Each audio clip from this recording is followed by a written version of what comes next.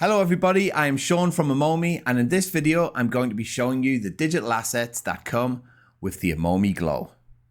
Inside of the Amomii Glow kit you will find this card, and inside of here are details about where to access the digital assets. Let's take a look at them. Let's first look at the datasheet. The Amomii Glow datasheet starts off with a nice description of the product, then moves on to technical specifications such as the chipset, the number of pixels, dimensions, and so on. Up at the top here, there's more information about the WS2812B chipset, and there is a quick link to the datasheet for this chip. Under that, it talks about how to connect your Amomii Glow strip to a microcontroller.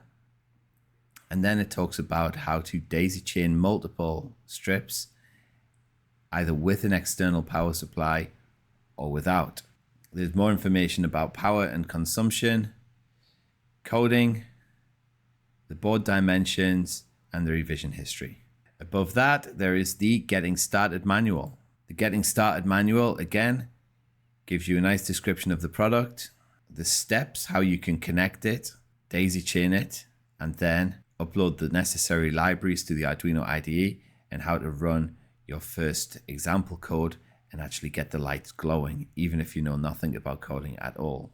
And then it guides you to the example projects, which we'll talk about in more detail in a separate video. Underneath that, you'll see the schematic. You can look at the schematic and it shows you the wiring inside the PCB. And underneath that, we have the code and the 3D printables. We'll talk about each of these in separate videos. That's about it. Bye.